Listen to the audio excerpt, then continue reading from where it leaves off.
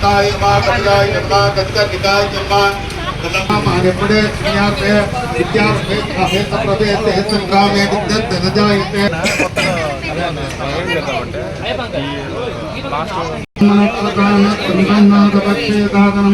महागणपति पादाल गोविंदा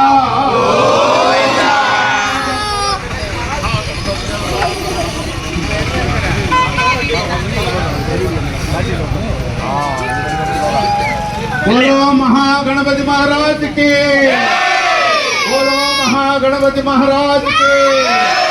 गणपति बप्पा, गणपति बप्पा, महागणपति पादाल गोविंदा।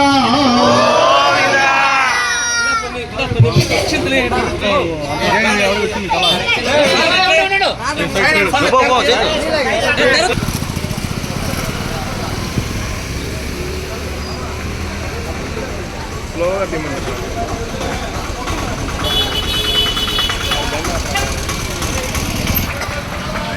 మీరు సర్రా గోవిందా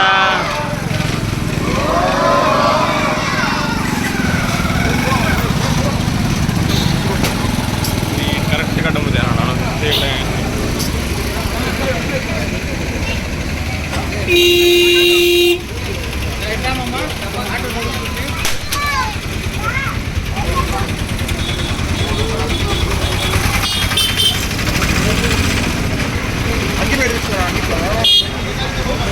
बोलो गणेश महाराज के, बोलो गणेश महाराज के, बोलो गणेश महाराज के, जय बोलो गणेश महाराज के, जय बोलो गणेश महाराज के, जय बोलो गणेश महाराज के, जय बोलो गणेश महाराज के।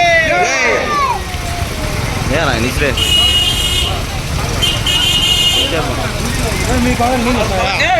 ఆటో ఆటో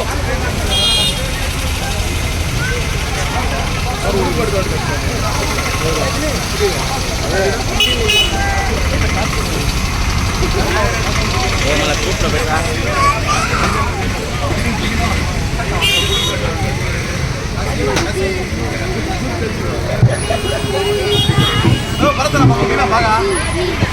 చేసుకుని నాకు తెలిసి మనం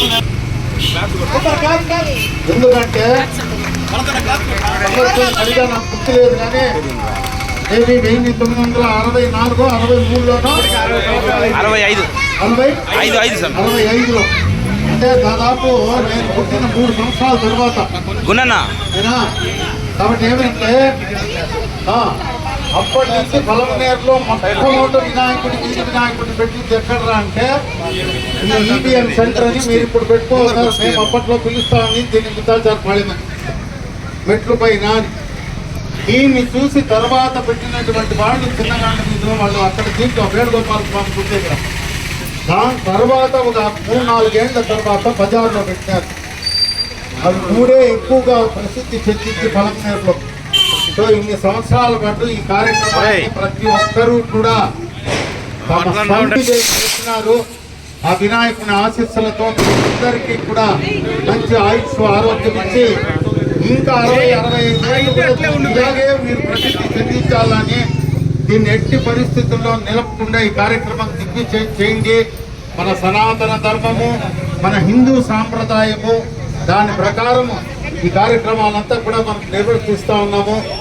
మీకందరికీ కూడా భగవంతుడు మంచి ఆయుష్ ఆరోగ్యము, ఇలాంటి సేవ చేసేటువంటి భాగ్యం మీకు శక్తి ఆరోగ్యాన్ని ధన రూపేణ వస్తు రూపేణ శక్తి రూపేణ మీకు అందరికీ ఇవ్వాలని మా సంకల్ప సిద్ధి గణపతి అనుగ్రహంతో మనస్ఫూర్తిగా ప్రార్థన చేసుకుని పూజా కార్యక్రమం ప్రారంభం చేస్తా ఉన్నాను.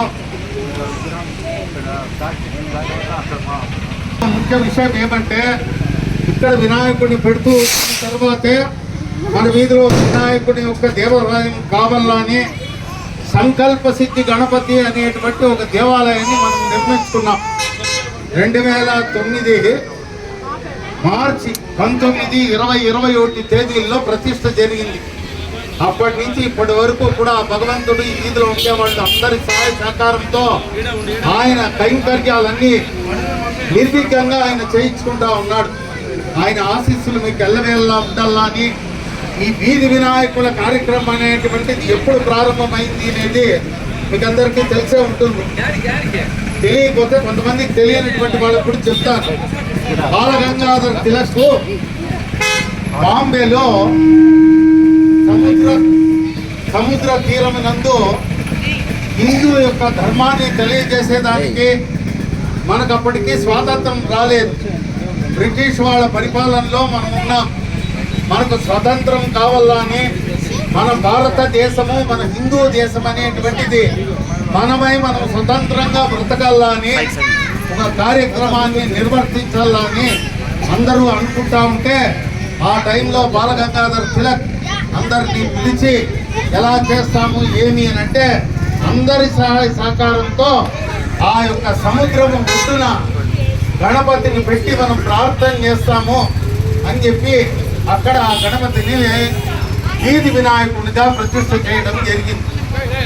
ఆ సమయంలో బ్రిటిష్ వాళ్ళకి ఆ కార్యక్రమాల గురించి తెలిసిపోయి వాళ్ళు పెద్దగా గొడవలు చేసి అక్కడ వచ్చి అందరినీ కొట్టి కొంతమందిని చంపితే దానికంతా కూడా మన వాళ్ళు భయపడకుండా మరుసటి సంవత్సరం ఏం చేసినారు, బ్రిటిష్ వాళ్ళకి ఎవ్వరికీ తెలియకుండా పూజా కార్యక్రమాలనే పేరుతో మన హిందూ సాంప్రదాయము మన యొక్క స్వాతంత్రం కోసము ఉపన్యాసాలు ఇస్తూ వచ్చినారు.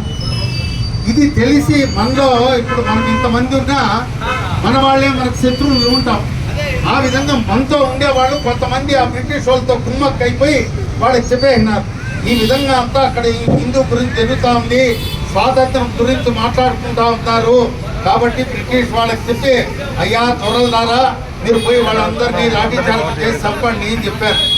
వాళ్ళందరూ వచ్చేసరికి మన వాళ్ళు ఏం చేస్తున్నారు, గణపతి గొప్ప మోర్య అనేటువంటి ఆ యొక్క పాట ఎప్పుడు ప్రారంభమైందంటే బాలగంగాధర్ తిలక్ నోట్లో నుంచి వచ్చింది. ఆ విధంగా స్వాతంత్రం కోసము మనము పోరాడుతూ ప్రతి సంవత్సరము ఈ పండుగను చేసుకుంటూ వచ్చినారు. అది కాలక్రమేణా మనకు 70-72 సంవత్సరాల స్వాతంత్రం వచ్చిన తర్వాత